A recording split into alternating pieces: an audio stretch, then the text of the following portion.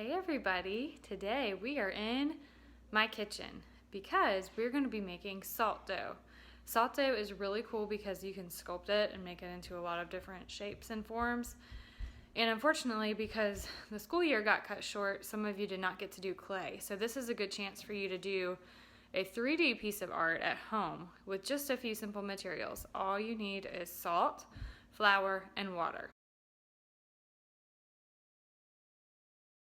I'm here with my assistants, Avery and Everett, and we are going to put together all the ingredients of the salt dough. So you need 1 cup of warm water, 1 cup of salt, and 2 cups of flour. I'm going to warm up the water for about 45 seconds. It doesn't need to be super hot, but warm enough to make the salt dissolve. So I'll show you how that works in a second. After you warm up the water, you can pour it into a mixing bowl. Next, you're going to pour in the salt. You want to stir the salt and the water together until the salt starts to dissolve. It's not all going to dissolve, but it's going to become more like salt water. Once you have the salt and water stirred together, you can pour in the first cup of flour. You're going to use a spatula to mix together the water, salt, and flour. After you stir in that first cup of flour, you can start adding in your second cup of flour gradually. You want to slowly add it in and stir it together so it all combines before you add in a little bit more.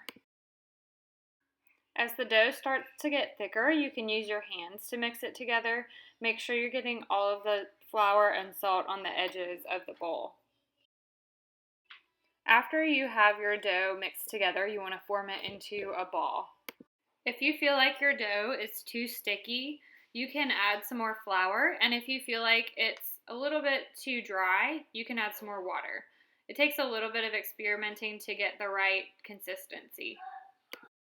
When you're ready to make shapes or objects out of your clay, you want to put it on a piece of wax paper and spread some flour over the wax paper so that it does not stick to the paper. If you don't have wax paper, you can just put flour straight onto the surface you're working on. From here, there are several different ways that you can shape your salt dough. The first way I'm going to show you is using a rolling pin and a cookie cutter. You can break off a small piece of your salt dough and roll it into a ball. You can roll your salt dough out with your rolling pin. You want to make it about the same thickness as you would make a cookie.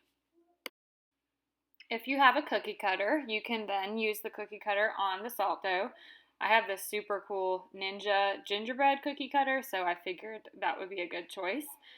Press the cookie cutter down all the way into the dough so it goes through to the surface. Pull the extra dough away from around the shape that you made. Once you get the shape that you want, you can set it off to the side to dry.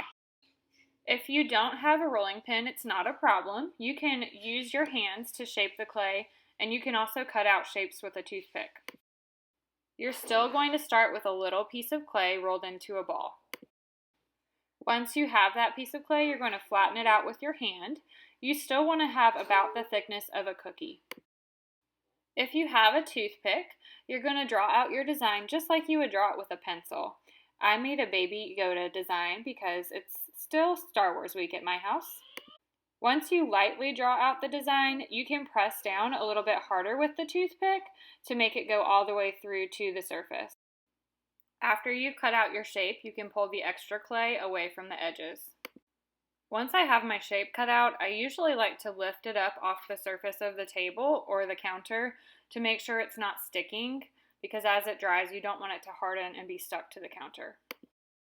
Now I'm going to show you how to make an owl. You can use a rolling pin or just your hands to flatten out your clay for this, and you'll also need a marker. You can start with a ball of clay about the size of a mandarin orange, and you can use your rolling pin or your hands to flatten it out to the thickness of a cookie.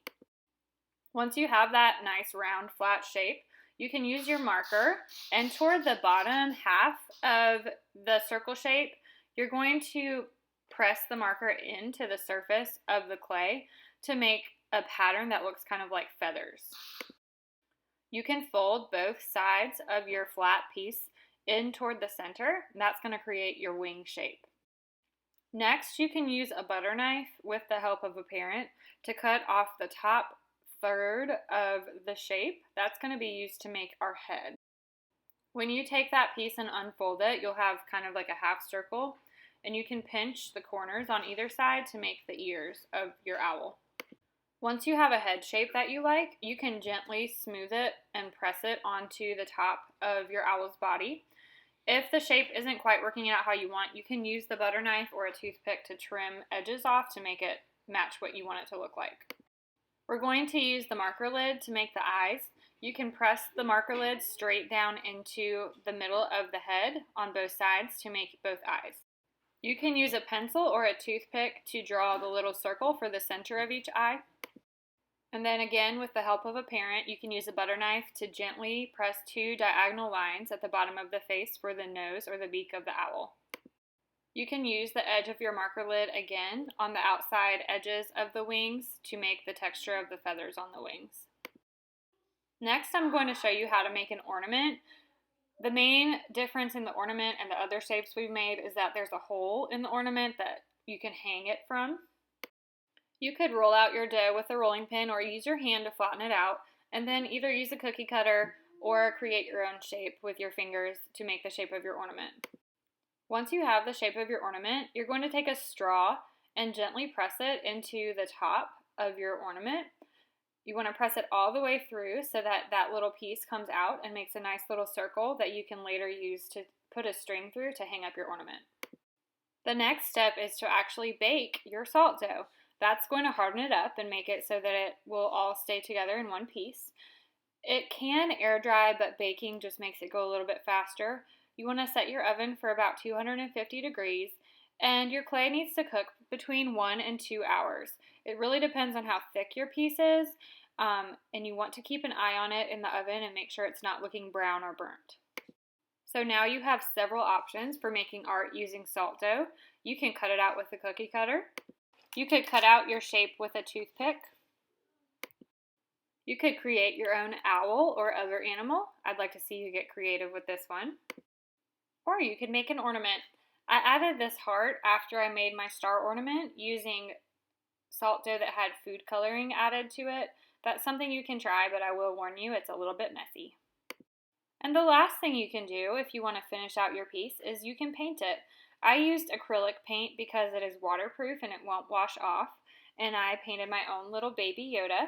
You can leave your piece white if you prefer to leave it that way, or you can try to color it with markers, but paint is going to stay on and be the most permanent.